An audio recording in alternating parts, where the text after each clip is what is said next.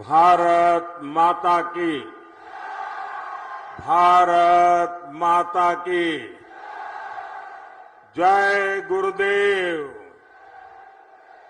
धन गुरुदेव, जय गुरुदेव, धन गुरुदेव।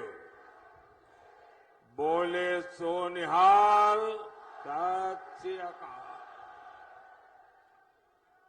2024 के चुनाव प्रचार की मेरी ये अंतिम सभा है। मैं मां चिंतपूर्णी, मां नैना देवी और गुरु गोविंद सिंह जी को सर झुकाकर नमन करता हूं। हमारे होशियारपुर को छोटी काशी कहा जाता है। ये गुरु रविदास जी की तपोभूमि है और संयोग देखिए, काशी जहां से मैं सांसद हूं, वहां गुरु रविदास जी का जन्म हुआ था। इसलिए होशियारपुर की इस पुण्य भूमि पर आज चुनाव अभियान का समापन होना मेरे लिए अपने आप में सौभाग्य से कम नहीं है। भाई और बहनों, गुरु रविदास जी कहते थे, मन चंगा तो कठौती में गंगा। मैं भी पूरे ईमानदार मन से देश की सेवा में जुटा हुआ हूं और इसलिए जनता का आशीर्वाद भी मेरे साथ है। मैं देश भर में जाकर के आया हूं। जनता जनार्दन ने तीसरी बार मोदी सरकार बनाना पक्का कर लिया है।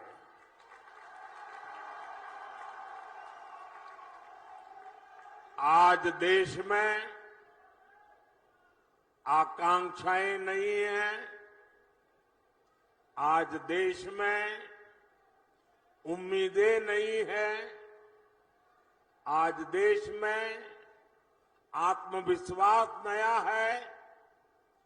दशकों बाद ऐसा समय आया है, पूर्ण बहुमत वाली केंद्र सरकार हैट्रिक लगाने जा रही है। और इसकी सबसे बड़ी वजह है विकसित भारत का सपना। आज हर भारतीय विकसित भारत के सपने के साथ एक रूप हो गया है, जुड़ गया है और इसलिए हर देशवासी हमें आशीर्वाद दे रहा है। साथियों, आपको याद होगा, मैंने लाल किले से कहा था, यही समय है, सही समय है। और आज फिर कह रहा हूं, 21वीं सदी भारत की सदी होगी।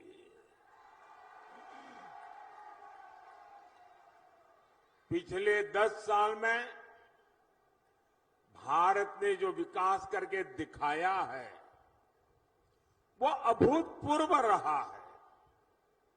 आज जब पंजाब के लोग, दूसरे राज्यों के लोग विदेश जाते हैं तो खुद देखते हैं कि वहां भारत और भारतीयों की इज्जत कितनी बढ़ गई है। जब देश में दमदार सरकार होती है तो विदेशी सरकारें भी हमारा दम देखती है। और वीरों की इस धरती पंजाब से बेहतर कौन जानेगा कि दमदार होने का मतलब क्या होता है। दमदार सरकार जो दुश्मन के छक्के छुड़ा दे, दमदार सरकार जो दुश्मन को घर में घुसकर मारे, दमदार सरकार जो भारत को आत्मनिर्भर बनाए, दमदार सरकार जो भारत को समृद्ध बनाए। इसलिए पंजाब भी इस बार जोर शोर से कह रहा है, फिर एक बार, फिर एक बार, फिर एक बार। साथियों, गरीब कल्याण मेरी सरकार की बहुत बड़ी प्राथमिकता है और इसमें गुरु रविदास जी की बहुत बड़ी प्रेरणा है। गुरु रविदास जी कहते थे, ऐसा चाहूं राज में जहां मिले सबन को अन्न, छोट बड़ो सब सम बसे, रैदास है प्रसन्न। बीते 10 वर्षों में हमने गरीब से गरीब को मुफ्त अनाज और मुफ्त इलाज की सुविधा दी है। आज किसी भी गरीब, दलित, वंचित मां की संतान को भूखे पेट नहीं सोना पड़ता। आज गरीब महिला को अपनी बीमारी छिपाने की मजबूरी नहीं है। अब उसके पास राशन कार्ड है, आयुष्मान कार्ड है। साथियों, गुरु रविदास जी ऐसा समाज चाहते थे जहां जाति के आधार पर समाज में कोई भेद न हो। उन्होंने कहा था, जाति जाति में जाति है, जो केतन के पात, रैदास मनुष्य ना जुड़ सके, जब तक जाति न जात। आज मोदी सरकार की योजनाओं का लाभ बिना भेदभाव सभी को मिल रहा है।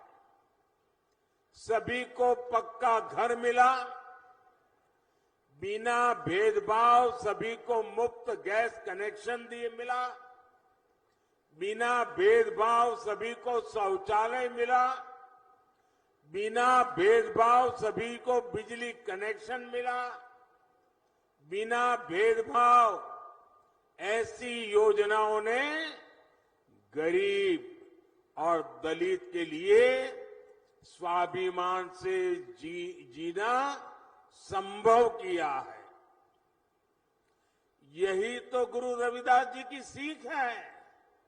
यही सबका साथ, सबका विकास हमारा सुशासन का मंत्र है।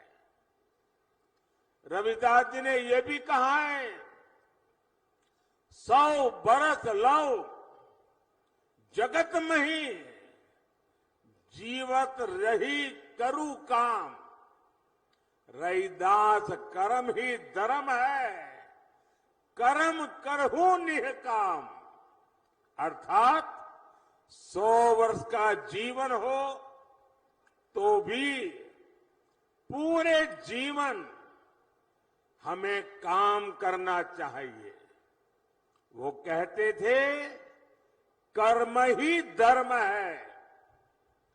गुरु रविदास जी की ये भावना हमारी सरकार की कार्य संस्कृति में झलकती है। चुनाव की इस भागदौड़ में भी हमारी सरकार एक पल भी व्यर्थ नहीं कर रही है। सरकार बनते ही तीसरे टर्म में अगले 125 दिन में क्या होगा, सरकार क्या करेगी, सरकार कैसे करेगी, सरकार किसके लिए करेगी, सरकार कब तक करेगी, इसके रोड मैप पर काम कर लिया गया है।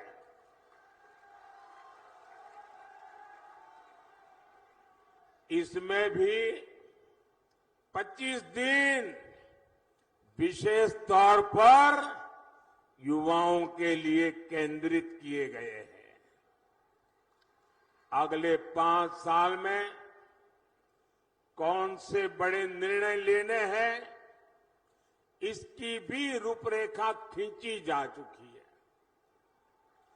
अगले 25 साल के विजन पर भी हमारी सरकार तेजी से आगे बढ़ रही है।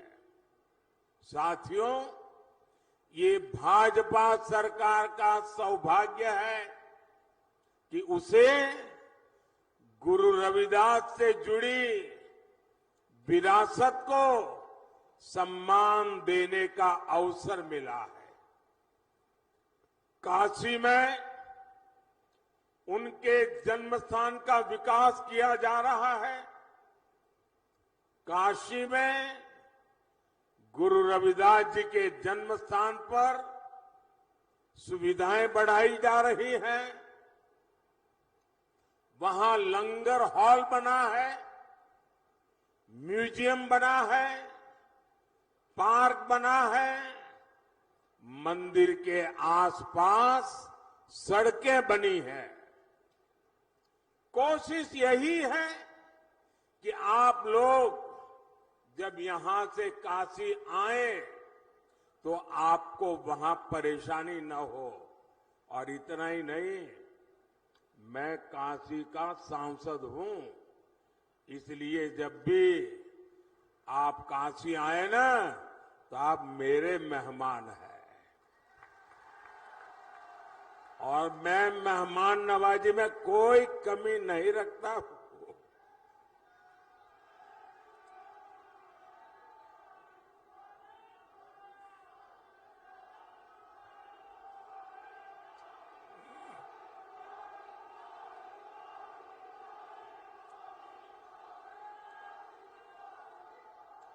साथियों,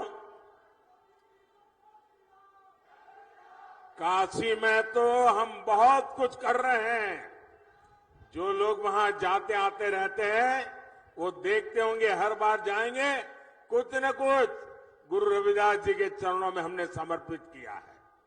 लेकिन इसके अलावा मध्य प्रदेश में गुरु रविदास जी के विशाल स्मारक का शिलान्यास का अवसर भी मुझे ही मिला था। वहां मध्य प्रदेश में भाजपा सरकार है और वो कार्यक्रम ऐसा हुआ, हजारों गांवों की मिट्टी और देश की सैकड़ों नदियों के जल एकत्रित करके गुरु रविदास जी का भव्य स्मारक मंदिर वहां बनाया जा रहा है। भोपाल में ग्लोबल स्किल पार्क का नाम भी गुरु रविदास जी के नाम पर रखा गया है। दिल्ली में भी तुगलकाबाद में गुरु रविदास जी महाराज का जो पवित्र स्थान है उसे और दिव्य बनाना भी ये हमारा संकल्प है। इसके लिए सुप्रीम कोर्ट से जमीन की विशेष मंजूरी भी ले ली गई है। और आज जब मैं होशियारपुर आया हूं तो अपने मन की एक और बात आपको बताना चाहता हूं। आपको पता है कि हमने अयोध्या में प्रभु राम का मंदिर तो बनाया, जय श्री राम। 500 साल बाद अयोध्या में भगवान राम का मंदिर बना और आपको खुशी होगी, ये अयोध्या में प्रभु राम जन्म स्थान का पहला लड़ाई अगर किसी ने लड़ी थी तो मेरे सिख भाई बहनों ने लड़ी थी। और तब से लड़ाई चली और आज राम मंदिर बना है। राम मंदिर तो बना, लेकिन यात्रियों की सुविधा के लिए हमने अयोध्या में एक बहुत बड़ा हवाई अड्डा बनाया। लेकिन हवाई अड्डे का नाम हमने महर्षि वाल्मीकि के नाम पर रखा है। यानी राम जी के पास जाना है, रामलला के पास जाना है, पहले वाल्मीकि जी के पास जाना होता है। इसी प्रकार मेरी इच्छा है कि आदमपुर एयरपोर्ट का नाम भी गुरु रविदास जी के नाम पर रखा जाए।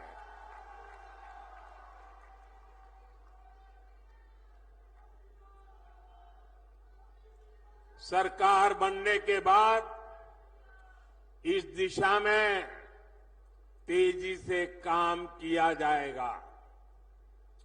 भाई और बहनों, भाजपा विरासत भी विकास भी इस मंत्र पर चल रही है। आपने देखा है जब अफगानिस्तान में संकट आया, वहां पर हमारे जो सिख भाई बहन रहते थे, वहां जो हमारा गुरुद्वारा था, बहुत खतरे पैदा हो गए, तो हम गुरु ग्रंथ साहब के स्वरूपों को पूरे अदब के साथ माथे पर रख करके भारत लाए। इतना ही नहीं, हमने साहिबजादों के बलिदान को श्रद्धा पूर्वक नमन करते हुए 26 दिसंबर को वीर बाल दिवस मनाना तय किया। और ये सिर्फ एक दिवस नहीं है, इतना बड़ा बलिदान, इतना बड़ा त्याग, इतनी बड़ी प्रतिबद्धता केरल के बच्चे को भी पता होनी चाहिए, आसाम के बच्चे को भी पता होना चाहिए, तमिलनाडु के बच्चे को पता होना चाहिए, बंगाल के बच्चे को भी पता होना चाहिए। और इसलिए हमने वीर बाल दिवस के द्वारा हिंदुस्तान की भावी पीढ़ी को प्रेरणा देने के लिए वीर बाल दिवस की परंपरा शुरू की है। हमने हरमिंदर साहब के लंगर को टैक्स से मुक्त किया।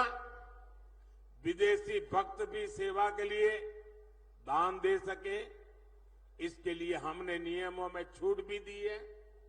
साथियों, विकसित होते भारत के सामने कुछ चुनौतियां भी है। कांग्रेस और इंडी गठबंधन की स्वार्थ की राजनीति, वोट बैंक की राजनीति ने देश का बहुत नुकसान किया है। इनका वोट बैंक, जो वोट बैंक के प्रति उनका प्यार था कि बंटवारे के समय के हमारे करतारपुर साहिब पर भारत का अधिकार नहीं जता पाए, यही लोग हैं जो अपने वोट बैंक के लिए लगातार राम मंदिर का विरोध करते रहे। अपनी तुष्टीकरण की इसी राजनीति की वजह से इंडी गठबंधन सीएए का भी विरोध कर रहा है। साथियों, आजकल देश के लोग इंडी गठबंधन वालों से संविधान की रट सुन रहे हैं। ये वो लोग हैं जिन्होंने इमरजेंसी में संविधान का गला घोंट दिया था।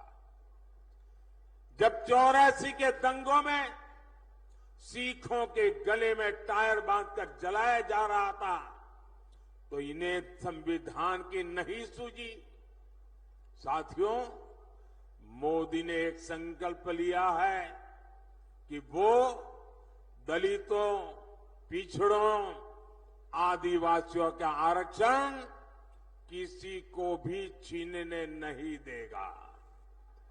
अपनी सरकार के 10 साल में मैंने लगातार एससी, एसटी, ओबीसी के आरक्षण की रक्षा की है।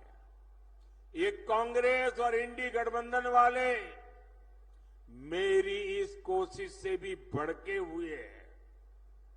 दरअसल आरक्षण को लेकर इनके खुद के इरादे बहुत खतरनाक है।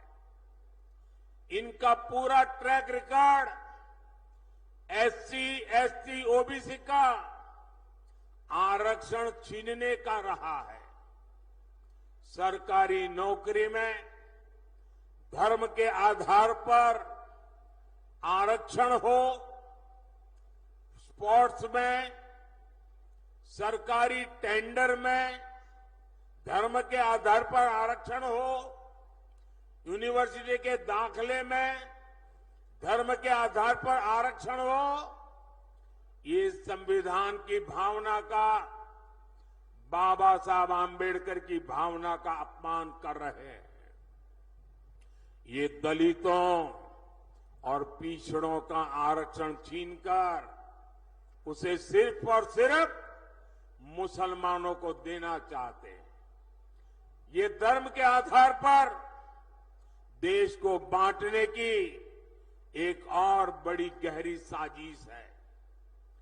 2024 के इस चुनाव अभियान में मोदी ने इनकी इस सबसे बड़ी साजिश से पर्दा उठा दिया है, उनको बेनकाब कर दिया है और इसलिए बौखलाए हुए हैं और लगातार मोदी को नई नई गालियां देते रहते हैं। भाई और बहनों, आप भी जानते हैं कांग्रेस भ्रष्टाचार की जननी है। 60 साल तक कांग्रेस ने जो कारनामे किए हैं, भ्रष्टाचार की एक से बढ़कर एक वारदातें की हैं, ऐसा लगता है कांग्रेस ने भ्रष्टाचार में डबल पीएचडी कर ली है। और अब कांग्रेस के साथ एक और कट्टर भ्रष्टाचारी पार्टी भी जुड़ गई है। इतना ही नहीं, ये भयंकर जुठवादी पार्टी भी है।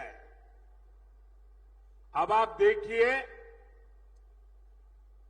यहां तो आमने सामने लड़ने का ड्रामा कर रहे हैं, दिल्ली में एक साथ चुनाव लड़ रहे थे और लोग भूले नहीं कि ये जुठवादी पार्टी, ये कट्टर भ्रष्टाचारी पार्टी की पहली सरकार कांग्रेस के समर्थन से दिल्ली में बनी थी और इसलिए इन्होंने जो भ्रष्टाचार की जननी कांग्रेस है उससे बराबर भ्रष्टाचार के पाठ पढ़ लिए हैं। हम छोटे थे तो एक कथा सुना करते थे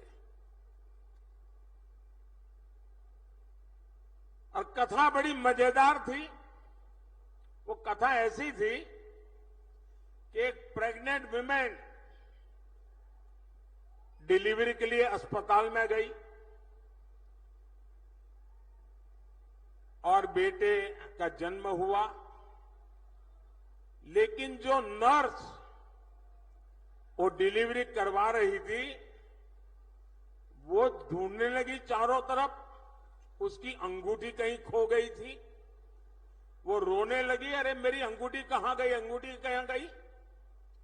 अब बेटे का जन्म हुआ लेकिन वो अपनी मुट्ठी नहीं खोलता था, तो डॉक्टरों को चिंता हुई बच्चे की मुट्ठी क्यों नहीं खुल रही है, अभी तो पैदा हुआ है। डॉक्टरों ने बड़े तरीके से उसकी मुट्ठी खोली तो अंगूठी उसकी मुट्ठी में थी। तो लोगों ने कहा ये बच्चा पैदा होते ही चोरी करता है, तो पता चला उसका बाप बहुत बड़ा चोर था, बड़ा डाकू था।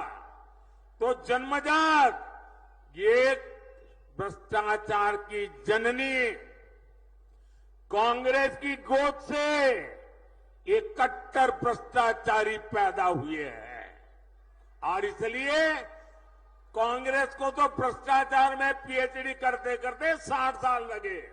ये तो जन्म से ही कट्टर भ्रष्टाचारी पैदा हुए हैं। ये लोग क्या क्या बातें करते थे, कहते थे पंजाब को नशा मुक्त करेंगे और नशा मुक्त के इतने भाषण किए, पूरे पंजाब को बदनाम करने वाली उड़ता पंजाब फिल्में बनाई थी, चारों तरफ बदनामी की थी। लेकिन इन्होंने आते ही नशे को ही अपनी कमाई का साधन बना दिया है। दिल्ली के शराब घोटाले को पूरी दुनिया जान चुकी है। यहां खनन माफिया भी बेलगाम चल रहा है। इन कट्टर भ्रष्टाचारियों ने, भयंकर झूठवादियों ने पंजाब को गैंग वॉर में झोंक दिया है। इन लोगों ने पंजाब में उद्योग और खेती दोनों को बर्बाद कर दिया है। ये कट्टर भ्रष्टाचारी, भयंकर झूठवादी तो नारी उत्पीड़न में भी नंबर 1 बनते जा रहे हैं। आज दिल्ली से लेकर पंजाब तक इनके कारनामे दुनिया देख रही है। इनके नेता का ठिकाना नहीं, नीति फर्जी, नारे फर्जी और नियत में भी खोट है। साथियों, पंजाब वीरों की धरती है, पंजाब शौर्य की धरती है, पंजाब पराक्रम की धरती है, पंजाब पुरुषार्थ की धरती है। लेकिन इंडी गठबंधन के लोग हर कदम पर वीरों का अपमान करते हैं। यही लोग हैं जिन्होंने हमारे देश के सेना के अध्यक्ष जनरल बिपिन रावत को गली का गुंडा कहा था, और वो सिर्फ जनरल बिपिन रावत का अपमान नहीं था, हिंदुस्तान के हर फौजी का अपमान था, हिंदुस्तान के हर सैनिक का अपमान था। यही लोग हैं जिन्होंने सर्जिकल स्ट्राइक पर हमारी सेनाओं से सबूत मांगे थे। यही लोग हैं नेहरू के जमाने की 62 की लड़ाई में चीन को क्लीन चिट देकर भारत की फौज का आए दिन अपमान करते रहते हैं। कांग्रेस और इंडी गठबंधन ने हमारी सेनाओं को कमजोर करने में कोई कसर बाकी नहीं छोड़ी थी।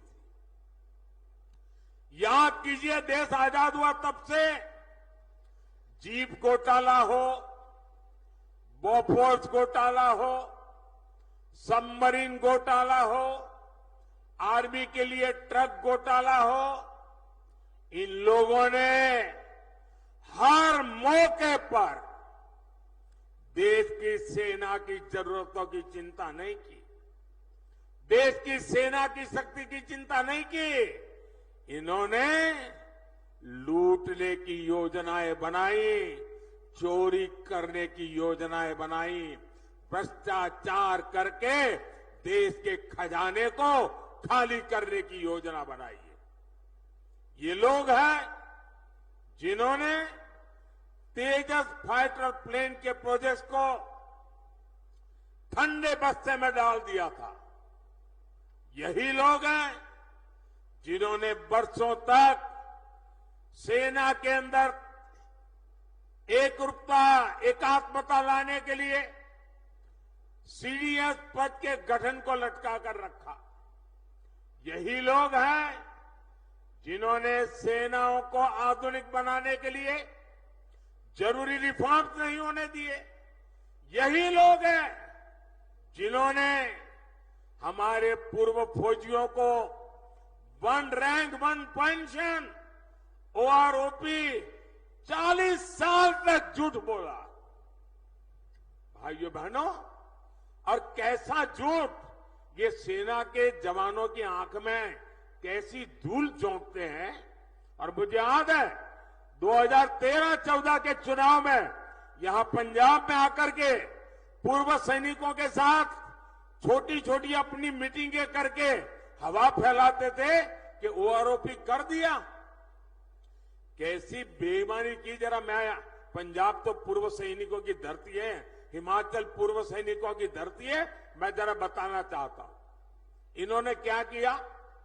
मैंने 2013 में जब मुझे प्रधानमंत्री पद का उम्मीदवार घोषित किया तो मैंने रेवाड़ी में सबसे पहली पूर्व सैनिकों की रैली की। उस रैली में मैंने घोषणा की कि हमारी सरकार बनेगी तो हम 1 रैंक 1 पेंशन लागू करेंगे। तो ये घबरा गए, बोले मोदी ऐसी चीज लाया है कि मर जाएंगे। तो इन्होंने क्या किया, आनंद फानन में 500 करोड़ रुपया रख करके बोल दिया कि ओआरओपी लागू।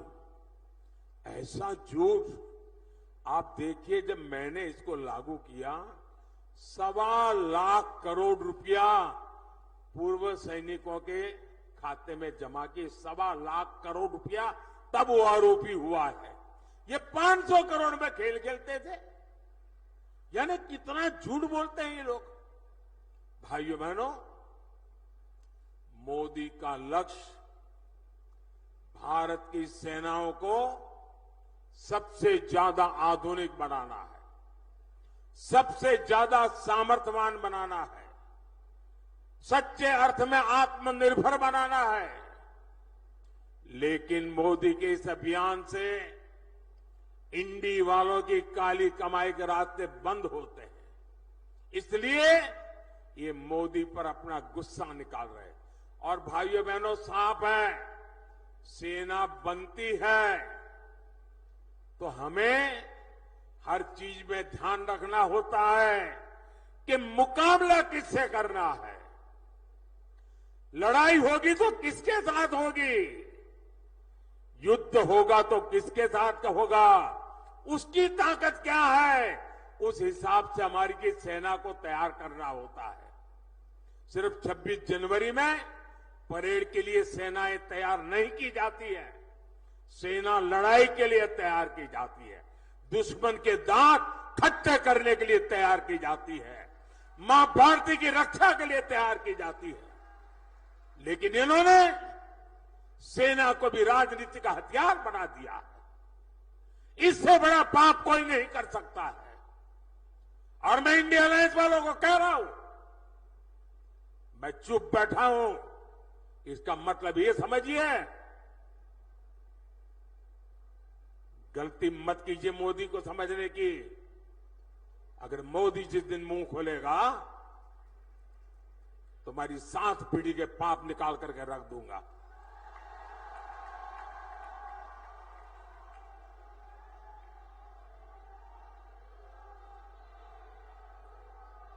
आपको मोदी को जितनी गालियां दे दीजिए, लेकिन मेरे देश की सेना का अपमान ये मोदी नहीं सहन करेगा।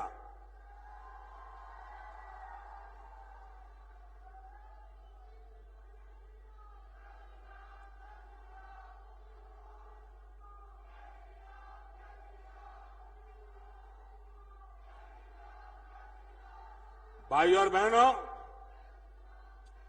गरीब का ये बेटा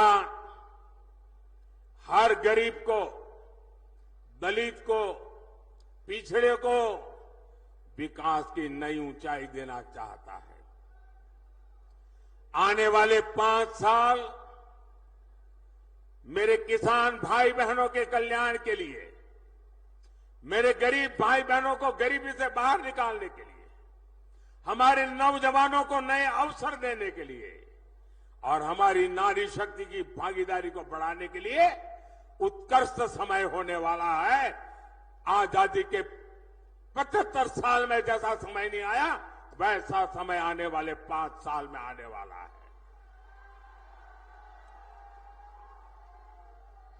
और इसलिए चुनाव की मेरी आखिरी सभा में गुरु रविदास जी की पवित्र भूमि से,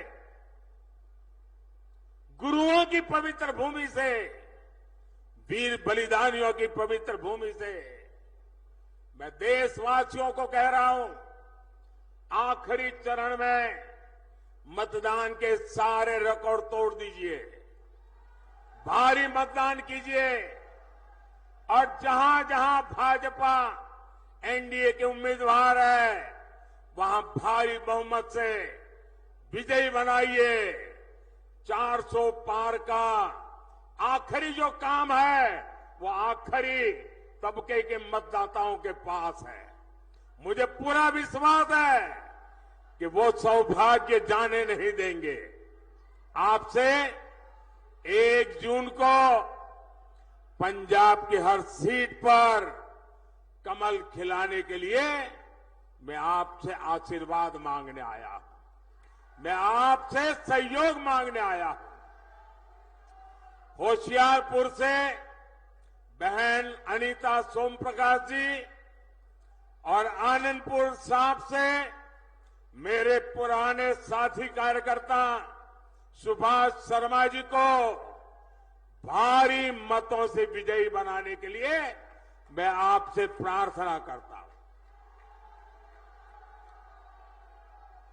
ज्यादा से ज्यादा परिवारों में जाएंगे, ज्यादा से ज्यादा परिवारों में जाएंगे।